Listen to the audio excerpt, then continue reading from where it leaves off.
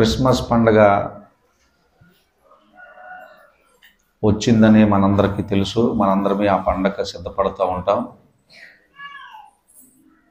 Christmas పండుగ అనగానే మనకి డబ్బులు కావాలి. డబ్బులు లేకపోతే పండుగ చేయలేము. అయితే క్రిస్మస్ పండుగ కోసం మనకేమీ తెలియదు. మనకు తెలిసింది ఏమిటంటే డబ్బులు కావాలి, బాగా ఆనందించాలి, పండుగ వచ్చింది అని మనకు అదే తెలుసు. లోకమంతటికీ అదే తెలుసు. క్రిస్మస్ పండుగ అనేది మనం డబ్బుతో ఆనందించాలా, తిండితో ఆనందించాలా, త్రాగుడుతో ఆనందించాలా అనేది ఇంకా మనం తెలుసుకోలేదు, ఇంకా మనం పూర్తిగా అర్థం చేసుకోలేదు.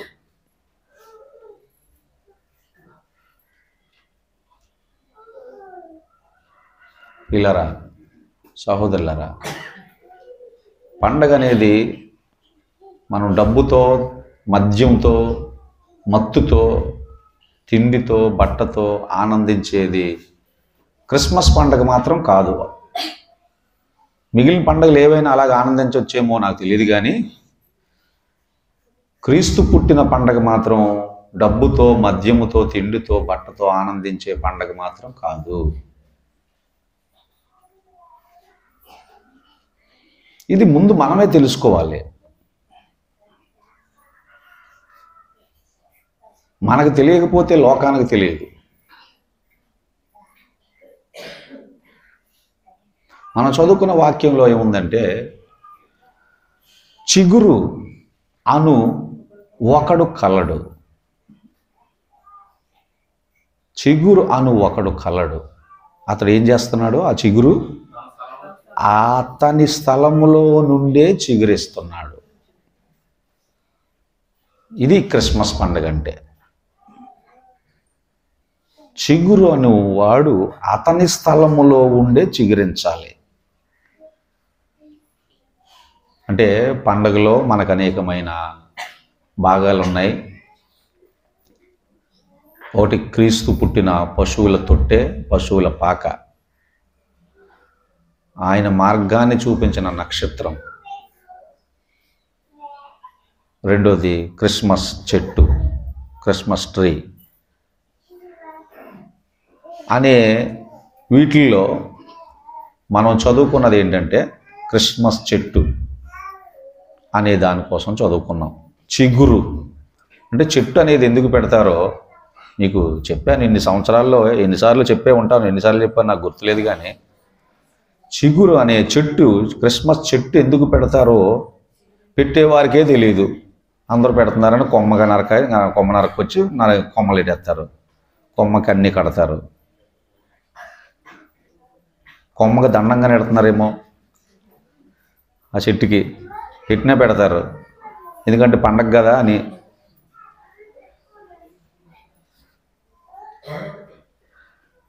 సహోదరులారా, ఇది క్రీస్తు పూర్వం జకర్యా అనే దేవుని సేవకుడు బ్రతికున్న రోజుల్లో, మలాకి ముందు ప్రవక్త జకర్యా అంటే, మలాకి పాత నిబంధనలకి చివరి ప్రవక్త, మలాకి ముందు ప్రవక్త జకర్యా. జకర్యా రోజుల్లో సృష్టికర్త అయిన దేవుడు జకర్యా ద్వారా పలికించిన ప్రవచనం ఇది. జకర్యా రోజుల్లో సృష్టికర్త అయిన దేవుడు దేవుని సేవకుడైన జకర్యా ద్వారా తెలియజేసిన ప్రవచన వాక్య భాగం ఇది.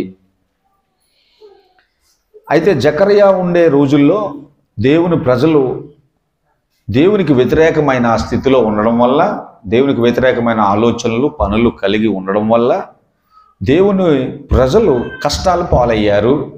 ఆ కష్టాల్లో దేవుని సేవకుడైన జకర్యా ప్రవచించిన భాగం, జకర్యా గ్రంథము 14 అధ్యాయాలు ఉంటుంది.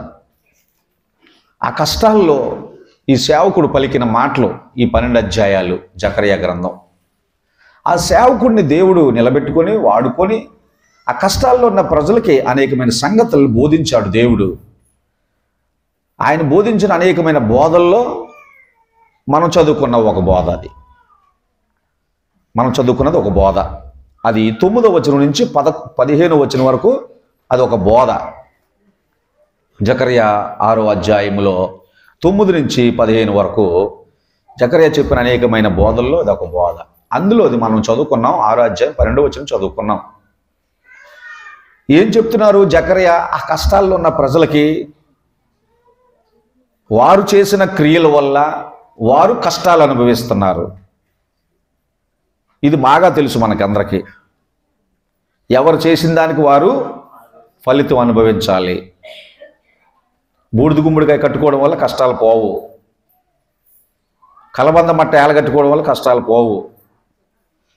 అరిగిపోయిన జోళ్ళు ఏలగట్టుకోవడం వల్ల కష్టాలు పోవు. తెలుసు కదా ఇవన్నీ. ఎర్రగొడ్డ ఏలగట్టుకోవడం వల్ల కష్టాలు పోవు. ఇంకా ఎన్నో ఉన్నాయి ఇలాంటి సులువైన సూత్రాలు, కష్టాలు పోగొట్టుకునే సూత్రాలు ఇవి. రేకులు క్రైస్తవులు కూడా ఏలగట్టుకుంటున్నారు ఇప్పుడు. కష్టాలు పోగొట్టుకునే సులువైన సూత్రాలు ఇవన్నీ. కానీ పోవండి అవి. ఇవన్నీ ఇంటి ముందు స్లాబ్కి ఉక్కులు పెడతారు కదా, స్లాబ్ ఇల్లు కట్టుకున్న వాళ్ళు. ఆ స్లాబ్ ఉక్కులు పెట్టిన ఉక్కుకో ఏలగట్టుకుంటారు. ఇవన్నీ కమలిల్లు అయితే దూలాలకు ఏలగట్టుకుంటారు, పెంకిటిల్లు అయితే దూలాలకు ఏలగట్టుకుంటారు. ఇవి కట్టుకోవడం వల్ల కష్టాలు మాత్రం పోవు. మీరు సంవత్సరానికి ఒకటి మారుతుంటారు. మళ్ళీ అయ్యి ఈ సంవత్సరం కట్టింది మళ్ళీ వచ్చే సంవత్సరం తీసి పారేస్తుంటారు. ఏమండి, అది పారేసింది కూడా ఎక్కడ పారేస్తారు? రోడ్డు మీద నలుగురు నడిచి దారిలో పారేయాలి. అంటే వీడి కష్టాలు ఊరు వాళ్ళందరికి అంటుకోమనా? అంతేనా? అంతే. ఏమండి, మరి పారేసేది పెంట మీద పారేయచ్చు కదా. నలుగురు నడిచే దారిలో ఎందుకు పారేయడు? వీడి కష్టాలు ఊరోడికి అందరికి అందుకోమని ఆలోచించండి. ఎప్పుడు ఆలోచించారా? నేను రోడ్డు మీద వెళ్ళేటప్పుడు ఆలోచిస్తుంటాను. అలాంటి ఎన్నో బోళ్ళని దాటుకుని వెళ్తుంటాను నేను. మీరు కూడా వెళ్తారు. అంటే నా కష్టాలు ఊరోడు అందరికి అంటుకోవాలని. మరి మనం పారేయపోవచ్చు. కానీ క్రైస్తవులు ఒకవేళ క్రైస్తవులు కూడా కట్టుకునే వాళ్ళు ఉన్నారు. క్రైస్తవులు ఉన్నారు, పోగులు కట్టుకునే వాళ్ళు ఉన్నారు, బూడిద గుమ్మలు కట్టుకునే వాళ్ళు ఉన్నారు. ఇప్పుడు నేను చెప్పిన కలబంద మాటలు, అరిగిపోయిన మాటలు, రేకు మొక్కలు, జోళ్ళు క్రైస్తవులు కూడా. జకర్యా గారు ఉన్న రోజుల్లో కూడా దేవుని ప్రజలకు కష్టాలు పాలైపోయి ఉన్నారు, కష్టాల్లో మునిగిపోయి ఉన్నారు. ఆ కష్టాల్లో ఉన్న ప్రజలతో చెప్తున్నాడు. కష్టాల్లో ఉన్న ప్రజలకు దేవుడు ఒక వాగ్దానం చేశాడు. ఆ వాగ్దానమే ఈ 9వ వచనం నుంచి 15వ వరకు ఉన్న వచనంలో ఉన్న సందేశం. ఆ సందేశం ఏమనగా, ప్రియులారా, బబులోను దేశానికి వచ్చిన ఆ కష్టాల్లో ఉన్న ప్రజలతో చెప్పబడుతున్న మాట, మీ స్వదేశములో ఉండే దేవాలయము అనేక మార్లు పాడు చేయబడింది అని ఆ దేవాలయం కోసం మాట్లాడుతున్నారు. దేవాలయం పాడైనందున మొదటిసారి ప్రజలు వారి తప్పును వారు తెలుసుకోలేకపోయారు. అనేక సార్లు దేవాలయాన్ని పాడు చేయడం జరిగింది, శత్రు దేశాల నుంచి సైన్యాలు వచ్చి. ఆ తరువాత పూర్తిగా దేవుని ప్రజల్లో అనేకులు వారి స్వదేశం నుంచి బానిసలుగా వేరే దేశాలకి తీసుకువెళ్ళిపోవడం జరిగింది. ఆ ప్రజలు ఒకటి వారి కుటుంబాలు పాడైపోయాయి. కుటుంబాలంటే వాళ్ళ భార్యలు అవని, భర్త అవని, పిల్లలు అవని, ఇల్లు అవని, వారి యొక్క పశువులు అవని, వారికి ఉన్న సమస్తం పాడైపోయాయి. దానికన్నా ముఖ్యంగా వారు బాగా ప్రేమించే దేవాలయం పాడైపోయింది. ఈ 2 బాధలతో ఉన్నారు ప్రజలు. ఈ 2 బాధలతో ఉన్నవారికి దేవుడు ఇస్తున్న వాగ్దానం ఏమిటంటే, వారికి ఒక పని కూడా చేసి చూపించి చెప్తున్నాడు. బంగారంతో ఒక కిరీటాన్ని తయారు చేసి ఒక మనిషి తల మీద పెట్టి అప్పుడు చెప్తున్నాడు ఈ సందేశాన్ని. అప్పుడు చెప్తున్నాడు జకర్యా, రాబోయే రోజుల్లో మీకు ఒక శుభవార్త జరగబోతుంది, ఒక సంతోషకరమైన సంఘటన జరగబోతుంది. ఆ సంఘటన ఏమిటి అంటే, ఒక చిగురు అనే ఒక మనుషుడు, చిగురు అనే మనుషుడు, ఆ మనుషుడి పేరేంటి? చిగురు అనే ఒక మనుషుడు కలడు. అది ఏ చోట్లో అయితే ఉందో ఆ చోట్లో నుంచే చిగురించడం జరుగుతుంది. అమెరికా వెళ్ళక్కర్లేదు చిగురించడానికి. చిగురించడం అంటే అనేకమైన అర్థాలు వస్తాయి. చిగురించడం అంటే ఏమండి, రోగం తొలగిపోయి ఆరోగ్యం రావడం వస్తుంది, కష్టాలు పోయి ధనం రావడం వస్తుంది, ఏమండి అద్దిళ్ళు పోయి సొంతిల్లు రావడం వస్తుంది. చిగురించడం అంటే అనేక రకమైన అర్థాలు వస్తాయి. అయితే ఈ చిగురించడం కోసం మనుషులు చాలా ప్రయత్నాలు చేస్తున్నారు. ఇల్లు మారుస్తున్నారు, ఊరు మారుస్తున్నారు, కార్యాలు మారుస్తున్నారు, బళ్ళు మారుస్తున్నారు, ఉంగరాలు మారుస్తున్నారు, బట్టలు మారుస్తున్నారు. ఇంక చెప్పాలంటే చాలా చేస్తున్నారు చిగురించడానికి. అంటే ఏది చేస్తే చిగురిస్తామా అనే ప్రయత్నాలు.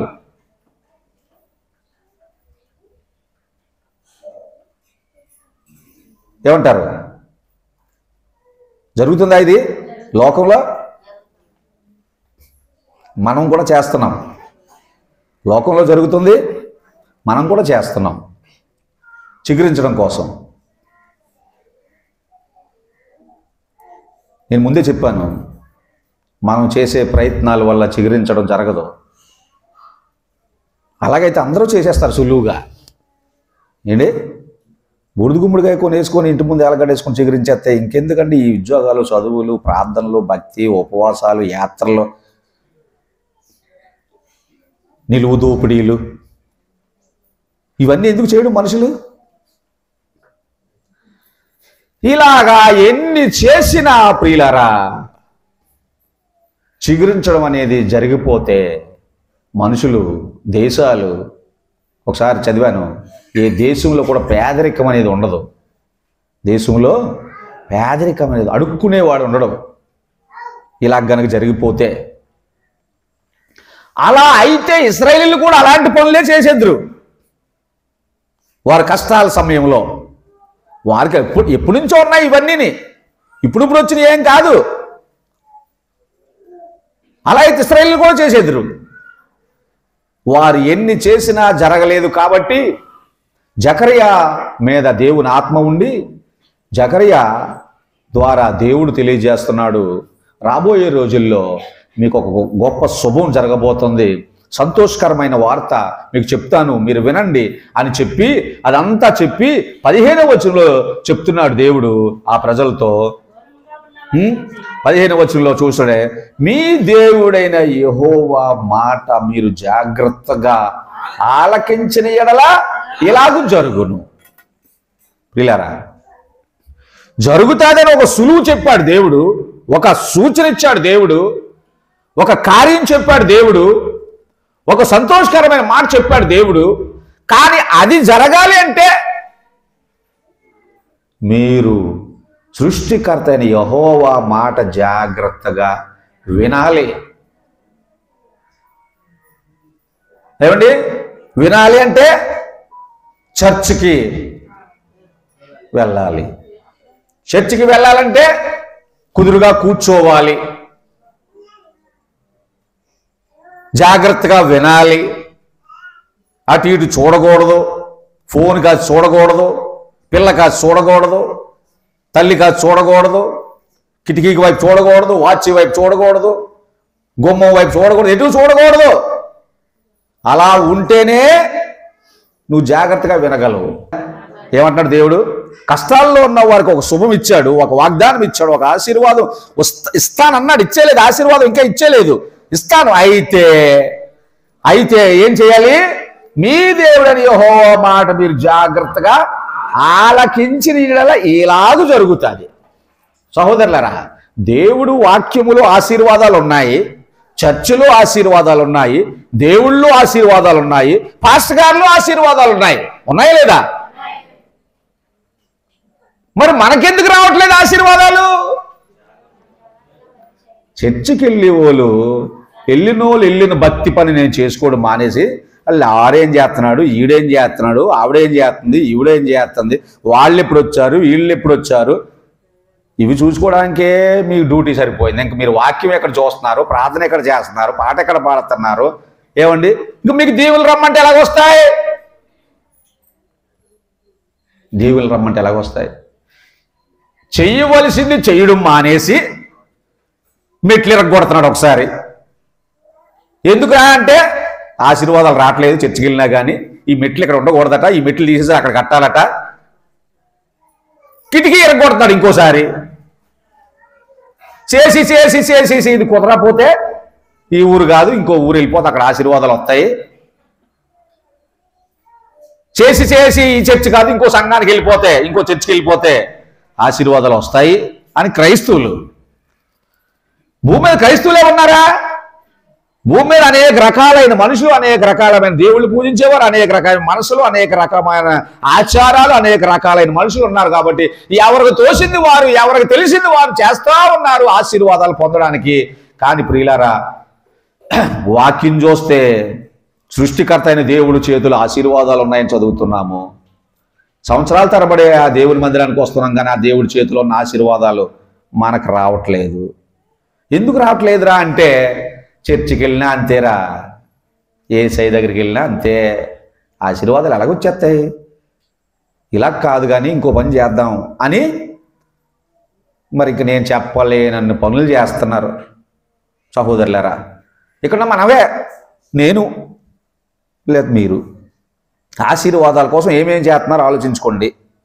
కానీ వాక్యం అనేది ఏం చెప్తుందంటే దేవుడి చేతులు ఆశీర్వాదాలు ఉన్నాయి, కానీ దేవుని మందిరానికి వెళ్ళి ఆయన మాటలు మీరు జాగ్రత్తగా ఆలకిస్తే ఆశీర్వాదాలు వస్తాయి.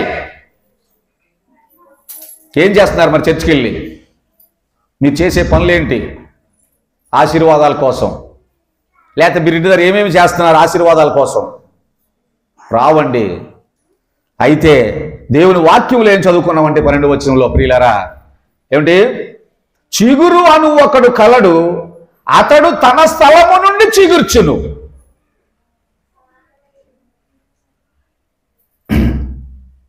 నేను అక్కడ అద్దుకుంటున్నప్పుడు అక్కడి నుంచి ఇటువైపు వచ్చేస్తుంటే అద్దెకి, ఇదిగో నువ్వు కింద నుంచి మీదకి వెళ్తున్నావు, నువ్వు బాగుపడవు.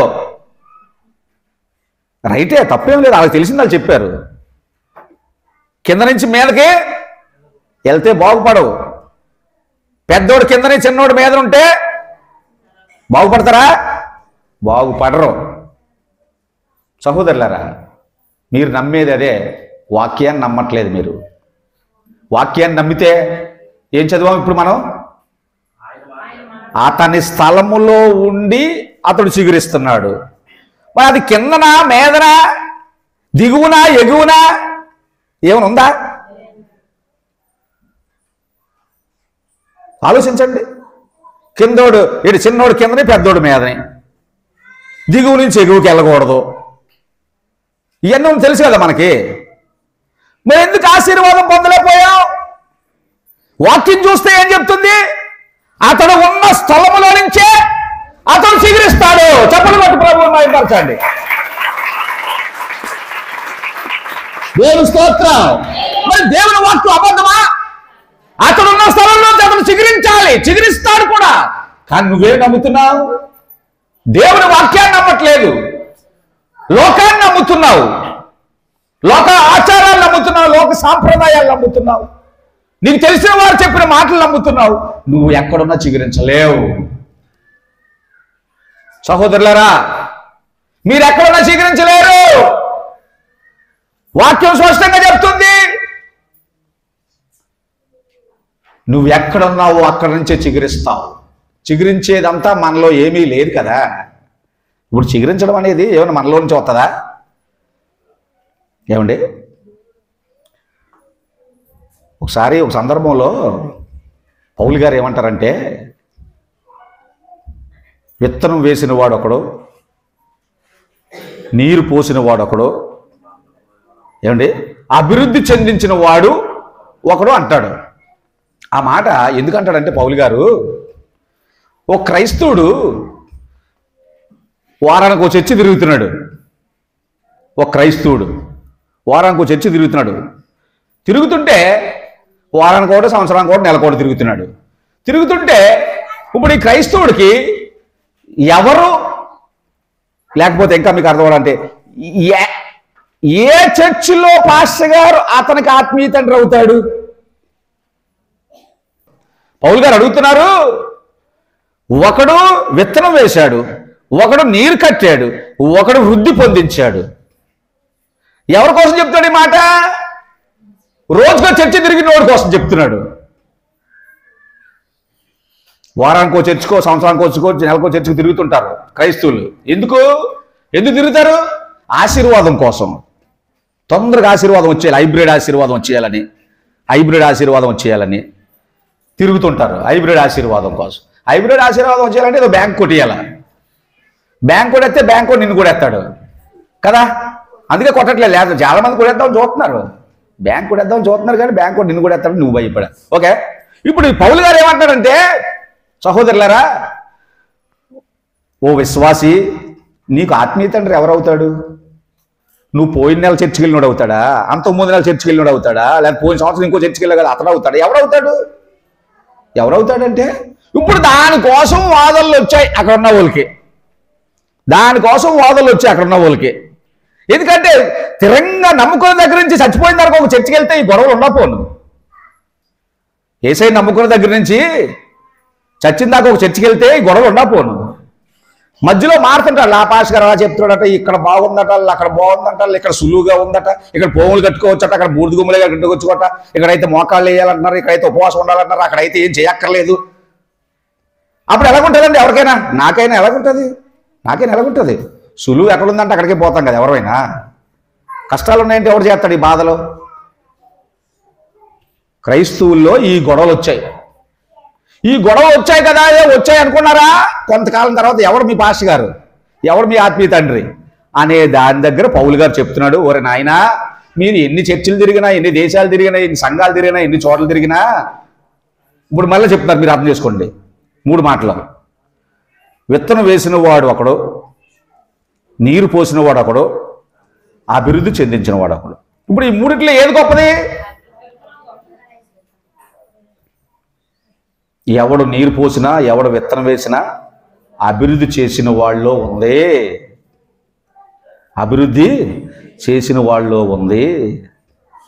నువ్వు ఎన్ని చర్చిలు తిరిగినా, ఎన్ని మంది పాస్టర్ గారు తిరిగినా, ఎన్ని ఊర్లు మారినా, ఎన్ని దేశాలు మారినా, ఎన్ని సంఘాలు మారినా, ఎన్ని ఇల్లులు మారినా, ఎన్ని వాస్తులు మారినా, ఎన్ని బైకులు మారినా, ఎన్ని ఆటోలు, ఇందా చెప్పారా, చాలా ఉన్నాయి ఇలాంటివన్నీ మార్చేస్తుంటారు.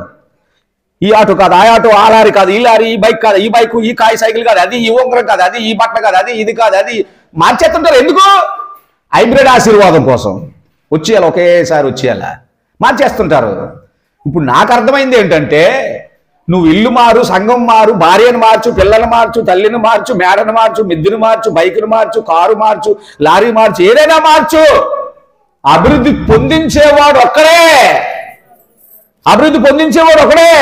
అతడు అభివృద్ధి చెందిస్తేనే మనకు అభివృద్ధి వస్తుంది. ఇప్పుడు చూడండి, మన చదువు వాక్యం ఇప్పుడు చూడండి.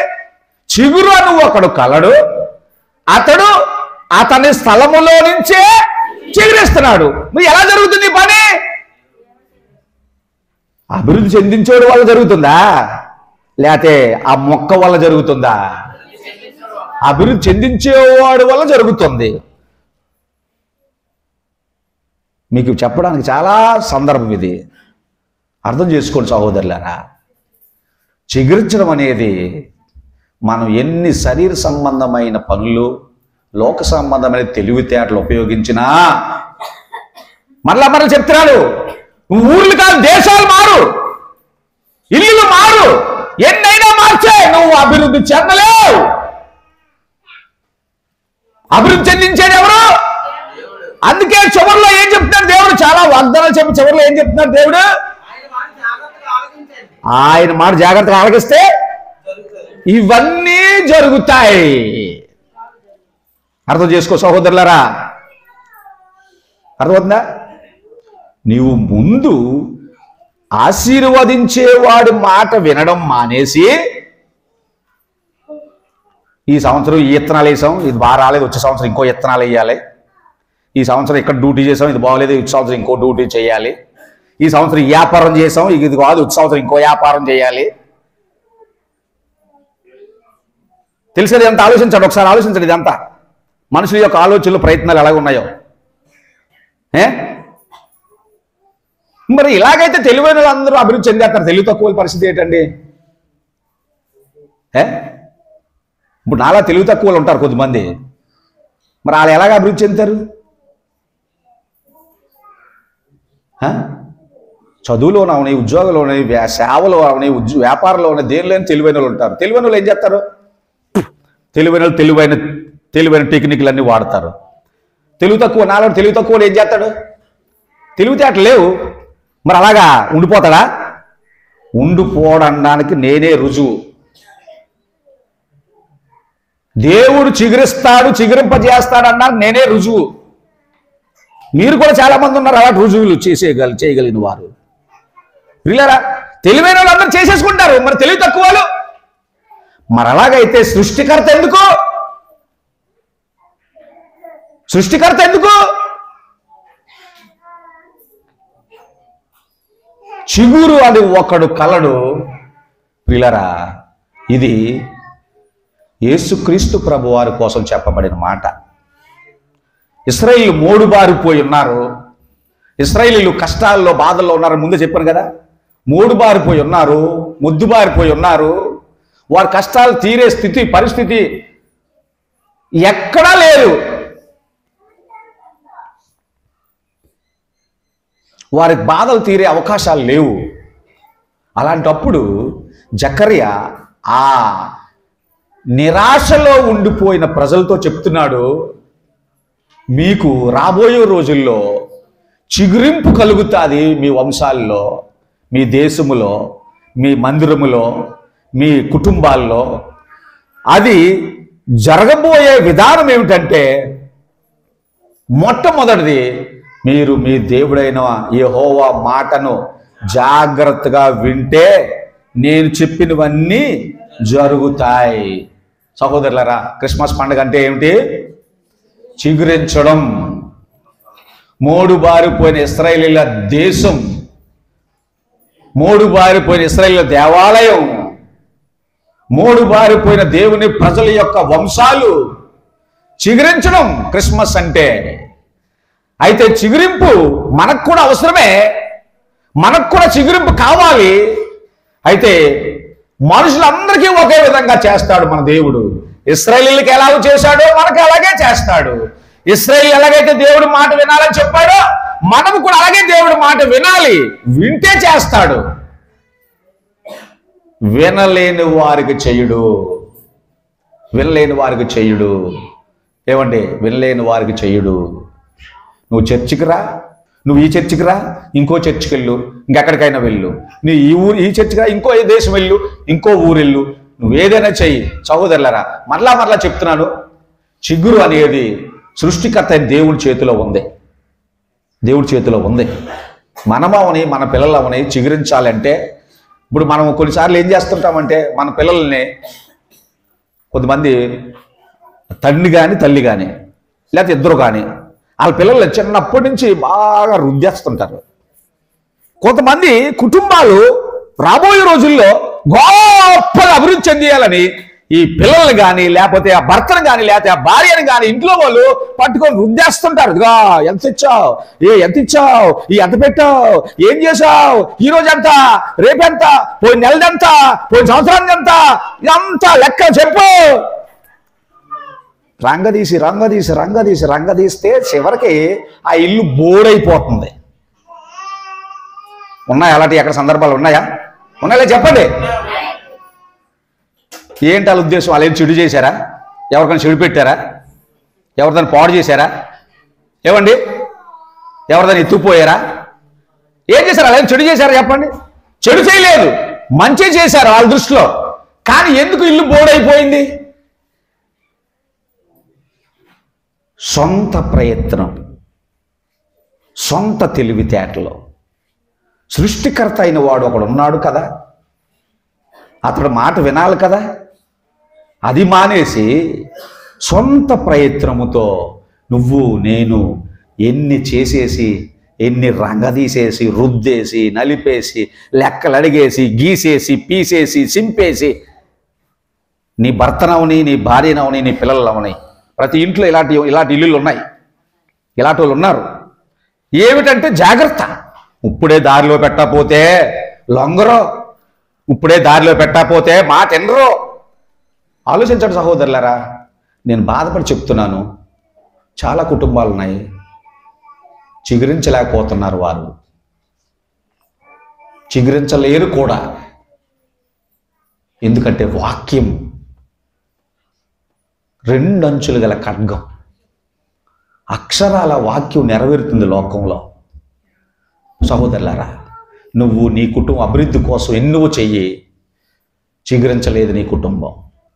సృష్టికర్త అయిన దేవుని మాట వినకుండా, ఇదంతా మీకు ఎంతో చెప్పాలనుకున్నాను నేను, కానీ ఎందుకో పరిశుద్ధాత్మ దేవుడు ఇదే చెప్పిస్తున్నాడు.